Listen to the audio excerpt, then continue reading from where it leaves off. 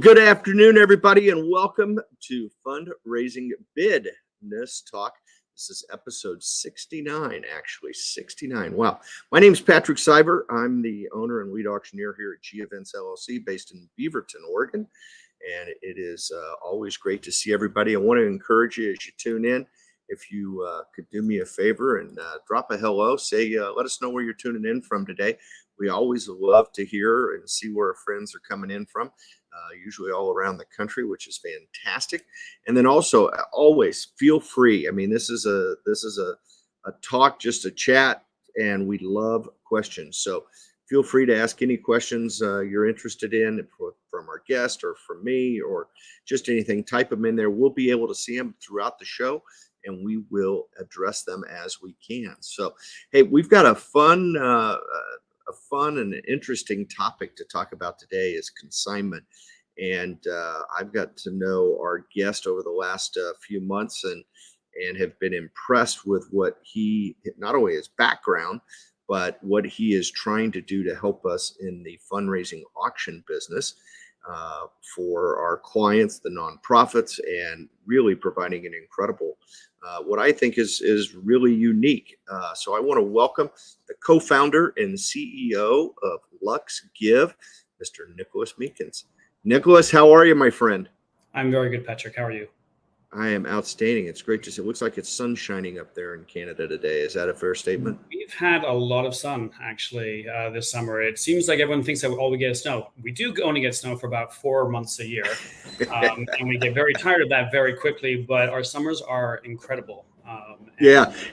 And you know, those 4 months, you just happen to probably be the most talented guy in Canada as to where else to go when it's snowing those 4 months, right? Oh, absolutely. I've definitely taken advantage of that across my time here. I've lived here for 16 years. And probably spent years in the Caribbean alone during that time. Good for you. Hey, let's talk a little bit about. I want to just give kind of a brief description to our audience today of the concept of consignment. Consignment is a tool that we use in fundraising auctions, where there is a company like LuxGive who curate an unbelievable collection of, let's say, stays and vacation experiences, and they make those available to the nonprofits at a below retail price because they've gone out and negotiated different things. And then we turn around and, as auctioneers, we sell those to their audience at their fundraising auction, or maybe through a raffle. There's different ways we'll talk about later. But and then the nonprofit gets to take that gap or that profit over what they spent with the consignment company and what they gathered at sale at the auction. And that's how they make extra money. And I think consignment has really come into its own here, especially during COVID. It has become an even more valuable tool than ever, because as people hunkered down through COVID, the availability of donation of personal homes, the donations of just anything in the auction, quite honestly, was pretty challenging. And so consignment gave us an incredible tool to do that. Now, you know, I chose to speak with Nicolas today because I think his company has a incredible, unique portfolio of packages for our group. But I'm going to let him talk a little bit about. Nicolas, tell us a little bit about the difference between what makes LuxGive so unique in what you're doing in this world. Well, thank you, Patrick. I think to start off with, I'd say that it really is the product itself. You touched on what consignment is, and I think we can discuss probably a little bit more about how that is a tool for nonprofits. But ultimately, what we look at and what we found in the industry was that these fundraisers here that are being held across the country, they've been really offering some of the same product for quite a while. And, you know, some hotels, some fantastic product as well, art items, music items, and things like this. But when it came to the travel sector, I think we found that there was a lot of the same stuff being used over and over again, which is, no discredit for the people that are going and using those. Sometimes that's, what you have access to. I came from an industry, the villa rental industry, where we have access to over 10,000 different homes and luxury villas, chalets across the world in the most desirable locations. And so I think when we saw here that this was not being offered in the space, we figured, okay, well, this could make a real difference and get people excited about it. So, first of all, what is the difference is, yes, the product itself, but the ability that we've seen for this to be able to raise, double, 3 times more than what the traditional consignment items were raising in the field, I think really makes the difference. And ultimately, our ability to handle those donors in the end that come and travel with us, and our hospitality background really set us apart to know how they need to be treated and what they expect on the ground. Yeah, absolutely. And I think what you guys are doing is incredibly unique. There was a company a few years ago that had, I struggle to say similar, but in general, the basic concept of utilizing private residences in the consignment world, and their model was totally different than yours, and they failed, and your model's a lot more stable. Tell me a little bit about that. Sure. I believe I know who you're speaking of. No names needed. Yeah. I've actually been in my career through many different companies, all in the luxury travel space. And what I found, I think what separates us from, say, that company in particular, was our model of fulfillment.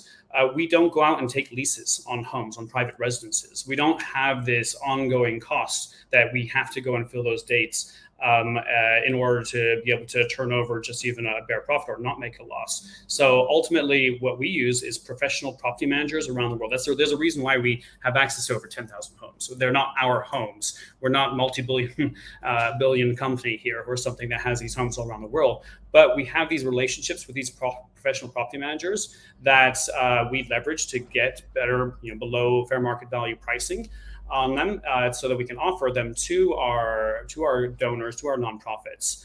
And really, I think the difference with us is we don't have those overheads as a result. So we go and we pay when we need to use them. So someone comes in and we set aside those funds to be used for fulfillment of that trip. That's a pretty much standard practice for where I come from.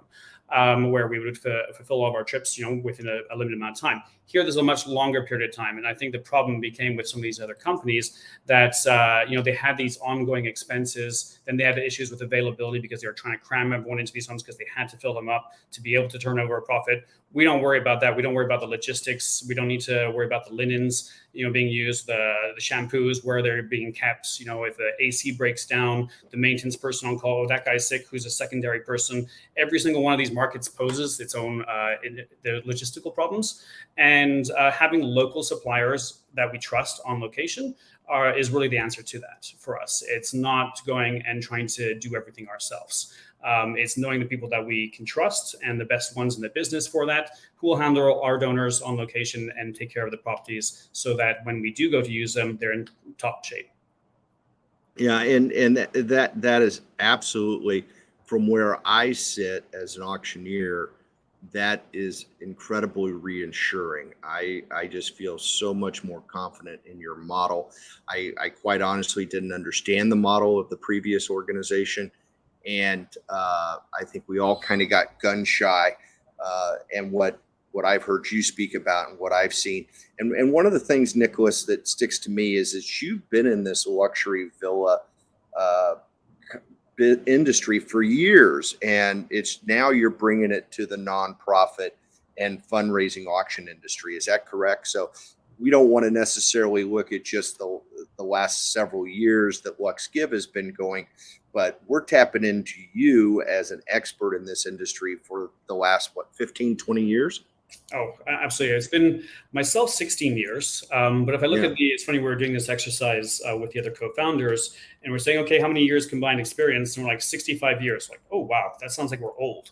or something here. And then I started going into our company, like 200 plus years experience. Like, okay, no, let's just say decades, so that we don't have to say that we're ancient here, pre-internet or something. But I think the thing is, yes, we come from that background. I've worked with the top luxury villa companies in the world. My co-founders, one of them is actually a co-founder of one of the top companies in the world. We were acquired by Airbnb.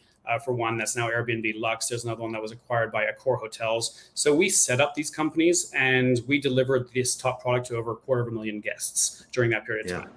So we know our product intimately. We know the property managers, and we, as I was mentioning before, that we have this network of people that have serviced these clients before. So when I go back to these people that I've worked with at some point in the past and say, hey, by the way, I want to go do what you were doing there, but for a good cause, and we're raising millions of dollars for nonprofits, I have yet to have someone say no. Everyone's like, when can I start, kind of thing.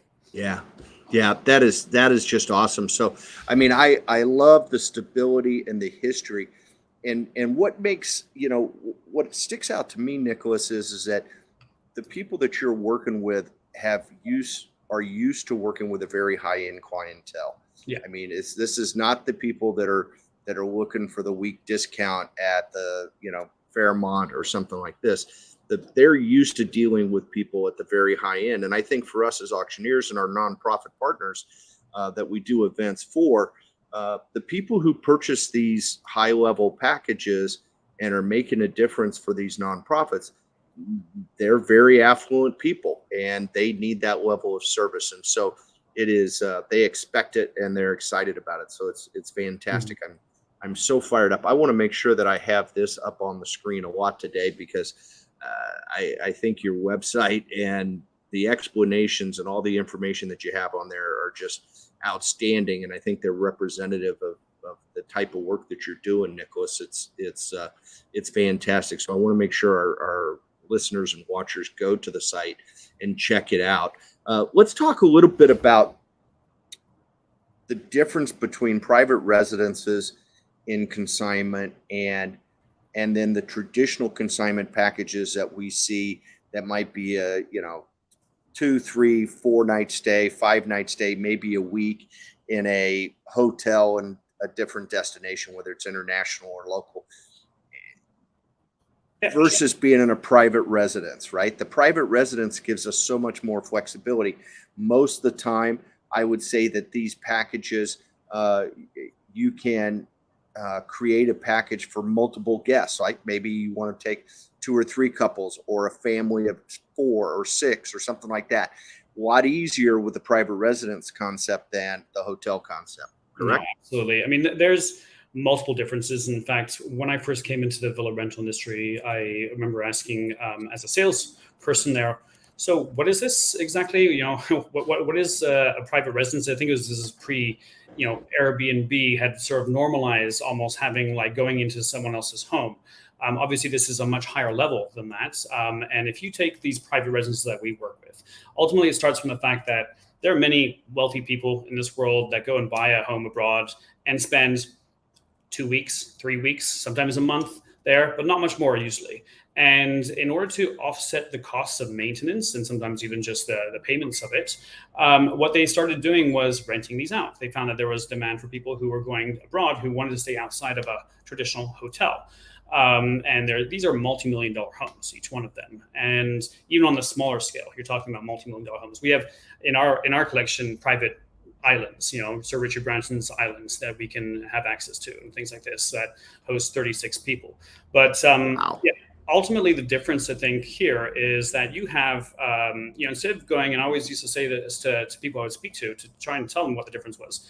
When you're going abroad and staying in a private residence, you're pretty much a resident there for a week or for how long you choose to be there. You're living the local life in some way. You go to the store and you pick up, baguettes or, in St. Martin, you're going to be going to the local, restaurant down the corner there. You're probably doing touristy things at some point, but you ultimately come back and gather back in your private residence. You have time with your family, with your friends. It's fantastic for groups of friends or families and things like this, because then you're all having dinner together. You can bring in a chef, you can bring in a maid, so you don't have to do the cleaning and cooking if you want. But you're all together there, and you're basically like, okay, welcome to my home. Oh, this is our private pool. We don't have to fight over, who gets the sun chairs or something. And you get that sort of feeling of being a resident abroad for a while, which is very different than being just a tourist and being in just something that's gift tourist. And there's a place for both, I would say, as well. I think when it comes down over to the consignment world, and particularly for raising funds for nonprofits, the difference here is pretty stark in that it's less quantifiable, this value. To have this villa and I'd say, how much is it worth to have 7 days in Turks and Caicos in a private residence on the beach with a private pool, with kayaks at your front door? What's that worth? I don't know, 10,000, 20,000, 30,000. It's hard to put a value on it. Whereas if I go and say the same thing, how much is that for a hotel room in the same destination? You're like, give me just 2 seconds and I'll tell you. And I'll go find that out for you. So I think this lends itself very well for the consignment world, because our goal, we have 2 clients. The main one is the nonprofit. We want to raise as much funds as possible for the nonprofit. If we do that, we're doing our job properly, and they will come back to be using us. So this allows us to do that, because the value, it's much harder to quantify that. Second of all, we need to provide a good experience for the traveler, for the charity trip winner, because otherwise they're going to go back to their donor and say, I had a bad time. They soured that relationship, and let's face it, that's a much more important relationship for them to have than with us. So while we raised you $10,000, $15,000, that donor is there potentially for life, hopefully for life. And if you sour that trust between them, then that's much more damaging than not providing them anything in the first place. So we take that secondary and say, okay, how do we make this experience here elevated for you? We know your type of client. We know we've worked with your type of person in the past, very ultra high net worth individuals or just wealthy individuals that know what they want. You've now come in and had 30 seconds, 40 seconds to be generous and competitive, and put your paddle up and support the cause that you love. You've now paid $15,000 for probably about a $4,000 fair market value. Hopefully, if we're doing our job properly, how do we bridge that gap of friction? Is what we're trying to address. And the way that we do that is we go to that person when they've come in, give them full details. If you look on our website of the location, the amenities, the photos, description, bedroom configuration of each of these homes that they're staying at, and then we say, well, what do you like, sir? What's your ideal vacation? And then we do what we've been doing for the rest of our life, matching them with the perfect place. We have over 10,000 homes that we can have access to. So at this point, you take your pick. What would you like? There will be whatever cost upgrade price to that, should you want. But this person that paid $15,000 might need to pay an extra $2,000 for a full week with an extra bedroom or something that suits what they need more. They come back happy. They go back to nonprofit happy. Nonprofits raise their funds more than they did before, and it's a win-win. Yeah, it's huge. I mean, I threw the website up here, Nicolas, just because I do find it, really exciting, and I love, how you've mentioned the number of guests like we talked to. I can't tell you, this is I want to stress what you just said about the flexibility for the donor once they've made that purchase. I can't tell you how many times I've, as the auctioneer, standing on stage, and I'm describing a private residence that is not consignment, that some generous donor who also is adamantly supportive of that organization has given up their second home, their vacation home, for a week, right? And they give me the specs. This is a 4-bedroom home that sleeps 22, and I'm like, how's it sleep 22, right? It sounds like a fraternity party to me. It sounds like a frat party to me. But and then they say there's 4 bedrooms, and I think the guest, the donor that's sitting out there about to bid on it, is like, well, I assume every bedroom has a king size bed, or it's just it's cumbersome, and they don't have an opportunity. And so that's what I love about what LuxGive is doing, is that you're going to take that, the nonprofit can feel extremely confident turning that that donor who is supporting their cause over to you and your group to make sure they get treated at the level they should get treated, but also that they go away from this experience feeling like that was the best thing I've ever done. And I think it builds the credibility, quite honestly, of the nonprofit, that they've thought high enough to partner with a group like LuxGive, who is going to handhold their customer and treat them with the kid gloves, because that's what your background is, right? I mean, that's what you've always done. Yeah. And the other thing I want to make sure that our friends out there know is that when someone purchases one of these trips, there's no surprises after the fact with respect to resort fees or any type of taxes or anything. You've already incorporated, first of all, there's no resort fees, right? Because you're in private residences, but taxes and all those other things, there's no hidden surprises there for that person who bought that package. No, and that was very much, deliberate on our side, because, obviously coming from our world where it was normal, we have our rental rates, and then we'd say, okay, well, then there's a $200 cleaning fee. And then there's a damage waiver here for, $80. Plus then there's taxes on top. We can't do that. It's like, come on, people have bid this, they've won something, their expectation that it's all included. So our pricing includes all the above. There's never an additional fee for them to pay unless they want to go somewhere different or something. Or if they're like, oh, actually, let me give the 2 nights extra. Sure, what does that cost? And again, that ratio seems so small to them because it's just the cost to us that we provide to them. And if we're doing our job properly, they paid 2 to 3 times more of that in the first place. So for a marginal amount extra, they can then get exactly what they want. And again, that comes, the quote that we give them will be all fees included. There's not additional, timeshare pitches or, hotel fees or anything like this that you have to do on a live basis. This is basically, you go there, you have a greeter, they show you the place, and they're like, okay, tell us what you need. Our concierge service, I think, is a big part of facilitating this. So we have 2 teams, a reservations team and a concierge team. If you go into Paradise Found here, actually, I think it speaks a little bit. Oh, where did you want me to go? I'm sorry. You could just go into one of those so you can have a little look. So go into Paradise Found. This is an example of a winner's choice that we have. And what we try and do, again, is maximize the dollars for the nonprofit and speak to the most amount of people in the room. So what we found was quite useful is having what we call the winner's choice, whereby you can choose, not on the day necessarily, whenever you're ready, you can choose between something in Turks and Caicos, something in Puerto Vallarta, or something in Costa Rica in this example. If you go into Grace Bay Breeze, or if you click on that, there's obviously pictures down below, but if you go into that, you'll see this is the single experience that you can then claim, one of the 3. This is full details. You have tons of photos. I think it's one of those 39 photos of the location, the place, the home. You can see the place you're getting. This is the home that you're getting when you go and stay there. And it's got a description. If you scroll down a little bit further, there's a bedroom and bathroom configuration. So in this case, it has 3 king-size beds. There's a bunch of amenities that are listed. You can see even further the location that it is. So you can see exactly where it is on the beach right there. The little hearts, as you can see. Right here. Yep. And then a little bit further, it'll tell you a little bit about some of the other optional activities and the hospitality services that we have. So our concierge can then add on anything on top for that client. So we know that you come in the door and you're saying, okay, now I've got this home and I've got maybe a boat charter rental with it or something like this, but I want to go to restaurants. Tell me the best place to go.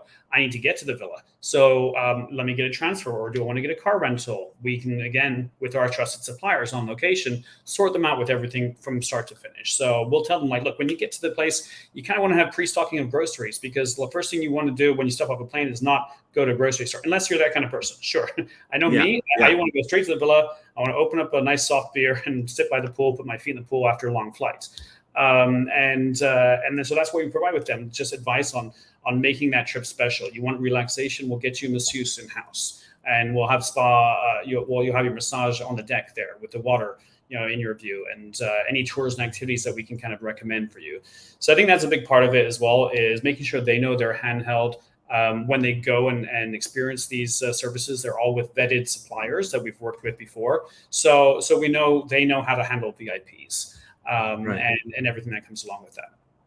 Well, and they have incentive, right, Nicholas? I mean, they have incentive because they know you're going to come back to them as LuxGive and bring more clients to them, right? So it's Well, they only love it's these. They only love the philanthropy clients as well because they're the more generous people that will tip. yeah, More as absolutely, well. So absolutely. No, I'm blown away with. I always think it's great to go somewhere special, but sometimes you don't want to just be the tourist, right? You kind of want to feel like your residence abroad is what you described earlier is a great way to put it. This allows you to do it, and I mean from chef services to stocking the fridge to I mean this is high level, next level type of stuff. And the nice thing is that the client who bought the package has the flexibility to make those decisions, right? I think sometimes in our world of consignment, we're trying one of the values is to have that turnkey experience that someone can purchase. At the same time, I always laugh when we include airfare because I figure if somebody's buying a package and it includes airfare, chances are good at that dollar value they don't want to ride in the back of the bus, right?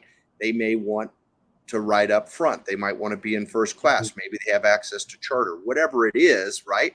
Uh, and this puts all the options in their hands to customize the trip to fit their group that they're bringing, whether it's just their spouse or significant other, or if it's that their whole family or customers or whatever. It's phenomenal, and I love the clarity that you guys have shared with folks what they're getting, right, mhm. and especially the resources that you provide um, for the nonprofit to promote, because the way we promote things in the nonprofit auction business today, or the fundraising auction business, is drastically different than we did 3 years ago, right?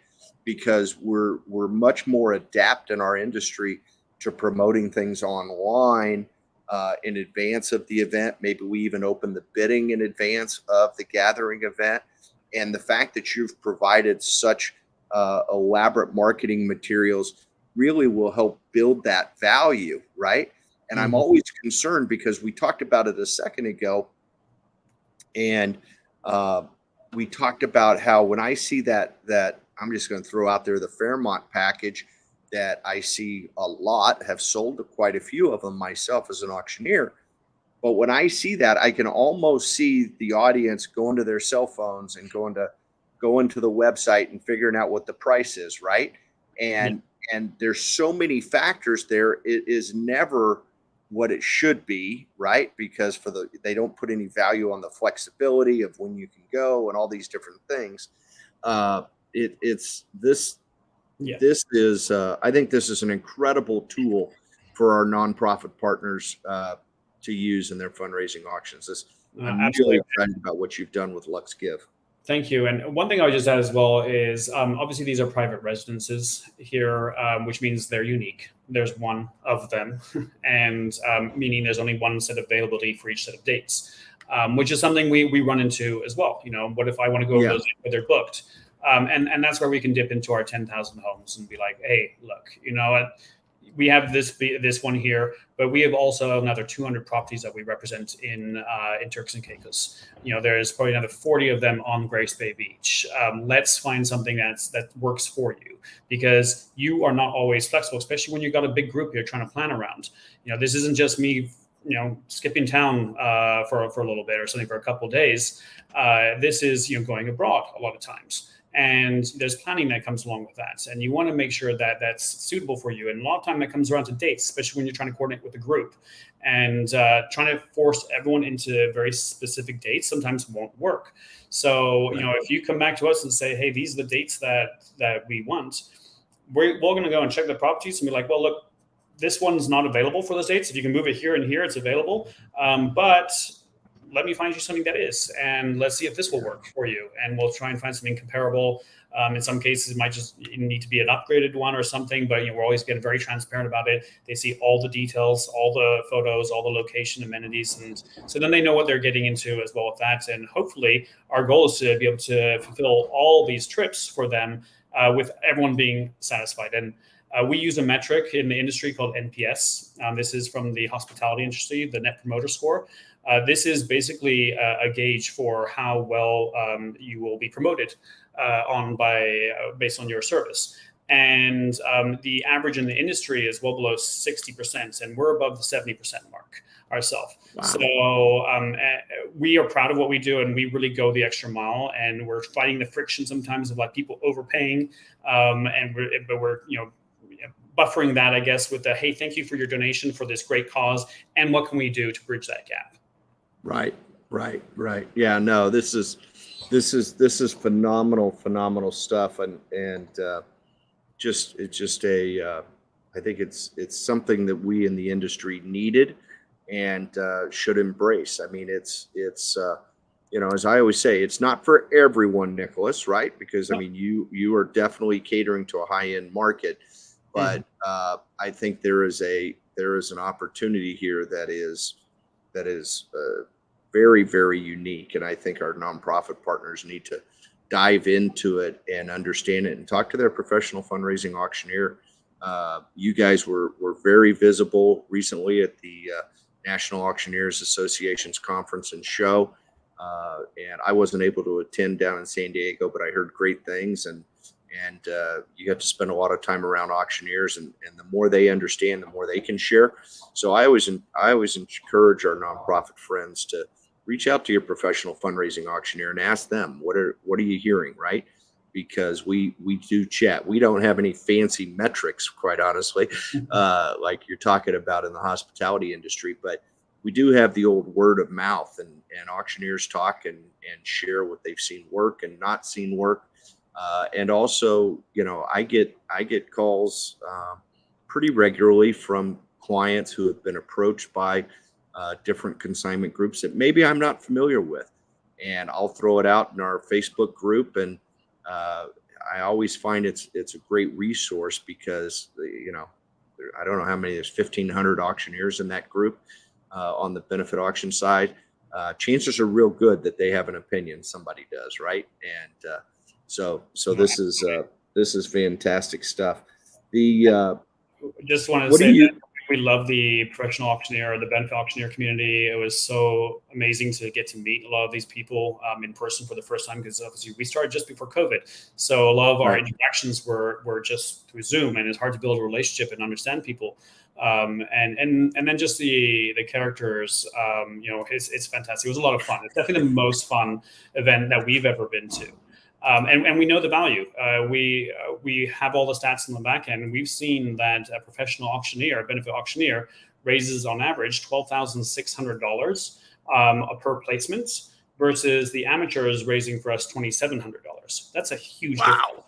It's a huge difference. And our silent auctions are raising somewhere around $600 or something. So obviously, there's more resources when it comes down to an investment of getting a professional auctioneer involved. But whenever we speak to a nonprofit, we're like, do you have a professional auctioneer? And if their answer is no, we're like, you should.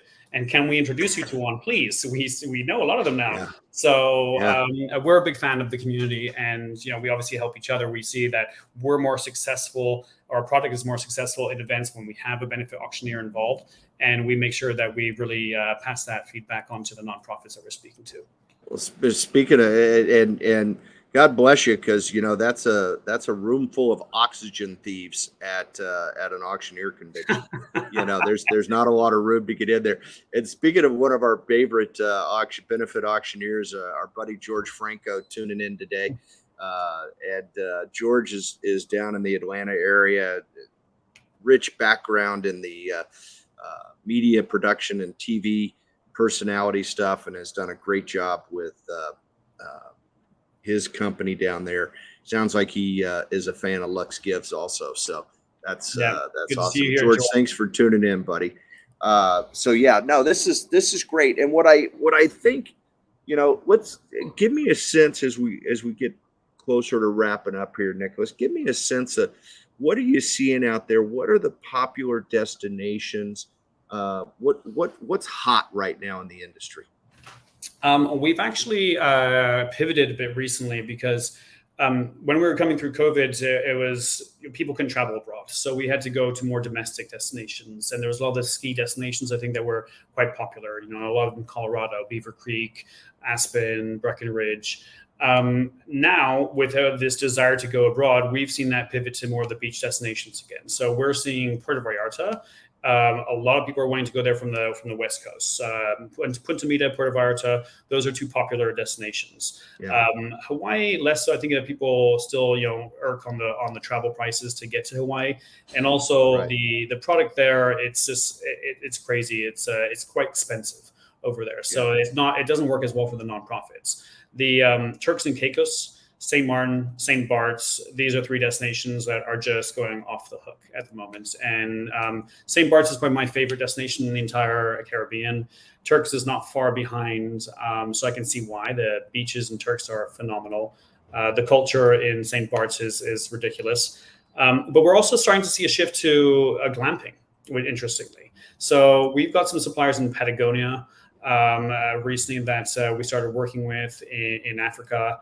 And these are becoming quite popular, actually, which is interesting because it's luxury in a more rural sort of a landscape, and we're seeing a lot of those move quite quickly. So that's fascinating, and I would echo everything that you've said. I've heard similar things. The term glamping. Now I have a vision. You pull up your own vehicle up to an already set up RV or a tent or whatever.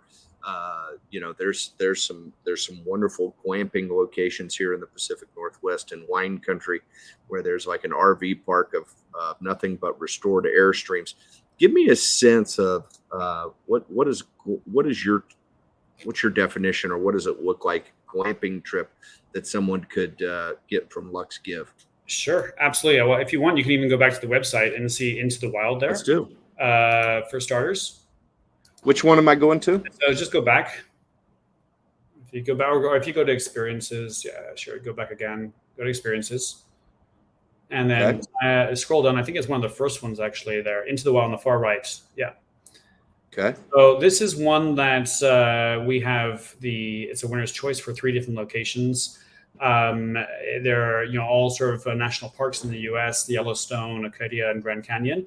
But have a look at that first one, Grand Canyon Vistas, as an example. And then when pretty sure I hit it. Yeah, I did. Okay. And then when you go to photos, you'll see what I mean. So scroll down a little bit and click on any of the photos. Oh. Click on the photo, and you'll see it kind of pop up bigger. Wow. So this is my idea of glamping. I want a king size bed. I want comforts. I want my luxuries outside. It's full service. I don't want to have to go, living off the land out there. I want a nice warm shower, a hot shower. There's, I think, basic standards that we have, good linens, housekeeping, things like this, that will allow us to be out there in the middle of, natural beauty, but surrounded by some beautiful comforts with good style. And this is just one of the 3 as an example. If you look at Patagonia Wonder, they're even more impressive. There's domes that we use as well. So these like nice clear domes that you can see through at night and see the stars. So, I mean, it really is just a different experience that I think now people are getting more connected to the destinations they're traveling to, and being outside and part of nature is part of that. If you scroll down to the next one, Acadia All.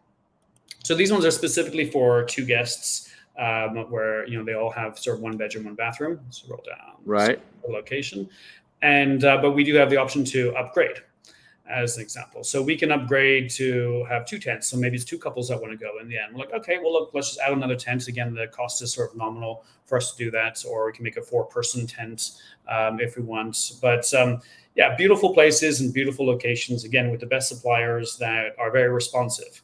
You have a center camp there, that you have all your amenities that you have access to. So with a restaurant on site. So it really is something quite special. I personally haven't been to these ones. I envy our experience team, which get to go and sample them right now. Unfortunately, I've been a bit too busy recruiting said teams and building the business, but I fully intend on going. I think Patagonia is going to be the one for me on one of my next trips. That sounds phenomenal. What a unbelievable, what a cool deal. And I encourage a lot of times our clients, Nicolas, and this sounds like a perfect thing for LuxGive to get involved with, is to custom design maybe an experience or trip tied to the theme of their event, right? We have different, and it's kind of that signature item that we're going to sell is, we may all dressed up in this style or to fit this theme, but now we actually have an auction package that fits the theme also, right? Yeah, absolutely. There's some cool deals. This is we've done this before actually on several occasions, but one that sort of springs to mind was it's a place in Jamaica that we created for a nonprofit that had a James Bond theme. So we got the villa that in Fleming was staying at when he wrote one of their novels. One of the James Bond novels, one of the first ones, and so this obviously made perfect sense for the theme there, and it sold and it raised a ton of money. Again, if you get it on point, we will go above and beyond to make custom packages. We usually want it to be above a price point, and I think you might be surprised that some of these price points are lower than you think. The goal being here to make as much for the nonprofit as possible, with the option for the client to then upgrade should they so desire. Right. So you'll see entry point here like sort of $3,000, $3,500. But when we're doing custom, we usually will be expecting about a $5,000 consignment price, because it does take more work for us to create all the display boards, the winner certificates, and things like this. So but we love doing that. That's we made a custom one in Pamplona for the running of the Bulls experience, which raised a ton. So I mean, it's been a lot of fun. Yeah. Wow. What an incredible resource LuxGive and yourself are for the nonprofit community using fundraising auctions and things. This is fantastic, Nicolas. I'm so happy that Bobby reached out and got us connected at some point, and I learned something every time I visit with you. As we get ready to wrap it up, is there anything else you'd like to share with our audience or people who watch the replay that they need to know or should be considering? Not really. I mean, I guess reach out to us, see how we can work together. We're really focusing on building some of these partnerships. Like I said before, we see the value of the benefit auctioneer community and see what they represent in value for the nonprofits. And we want to foster that and learn as much as we can from everyone there, and then be an enabler with that. One thing I would say as well to nonprofits is that if we're looking, we've seen a lot of people kind of push back and say, sorry, we don't use consignment, or we have a no consignment policy. And on our side, we want them to obviously adhere to their policies. And we would focus on, okay, can you get one of your corporate sponsors to underwrite one of these for you? So it makes it easy for them. That person, then they give you $4,000, or they pay us $4,000 for that trip once it's sold. Just no risk to anyone involved here, because if it doesn't sell, there's nothing to pay. But then ultimately that should raise $12,000 total for the nonprofits. And then we kind of get around that. You don't have a cost coming from your books. Your raise ratio versus your expense ratio is still in a reasonable level there, or it's very beneficial for you. So I think that's one thing that I would say, we don't need to be seen just as consignment, and we only work with the nonprofits. We're happy to work, with whoever is, there to make a difference for these nonprofits. Well, absolutely. And the concept of underwriting the cost with supporters is huge. I think it's a very underutilized tool in our fundraising book. I actually did a show, one of our first episodes. I did a whole show dedicated to the concept of underwriting, because what I love about it, Nicolas, is that the value that underwriter receives is ridiculous, right? Because when we put in when we are announcing, when we're promoting that package that has let's call it a priceless value, right? Because of all the different things that are associated with that experience, it's way more than what that organization invested in it. And then the fact that, and I know we can do this with LuxGive also, that we could multiply that sale, right? Mhm. And when we multiply that sale, they get credit for, in their mind, donating an additional one, even though we're not going to go back to them and ask them for that underwriting cost on the second or third or fourth trip that we sell. But they're going to get credit for it. As an auctioneer, I'm going to say, hey, is there any chance we can get XYZ company to give us two? These two folks really want to go bad, right? They're going to get an incredible amount of credit. So Yeah, I think way beyond their investment. So when I think about all the things that I see out there, I think one of the most underutilized tools in our industry is the underwriting of consignment. It's definitely something that needs to be done more often. And no, exactly. And I yeah, think the exposure that you get from that, you're up on stage, the auctioneer's got everyone's attention, everyone hears your name, at that point, this realtor from here is donating this luxury vacation, Turks and Caicos on the beach. Who wouldn't want to be associated with that? Everyone's like, wow, congratulations again. How long is a piece of string? How much is that worth? Who knows? It's going to appear a lot more because we sell 3 times the value very often. So I think it works for the nonprofit. They can focus on building their relationships rather than trying to hunt down, a trip or something. And then it works for the donor who gets the exposure that they want. Yeah. No, it's an incredible time. I know we're running short on time, so I'm going to wrap it up here. Nicolas, I can't thank you enough for taking the time. I encourage all of our watchers and listeners to definitely reach out. Check it out, luxgive.com. I'm sure you can drop there's a chat box there. Reach out, and they've got some incredible resources, an outstanding history in the industry.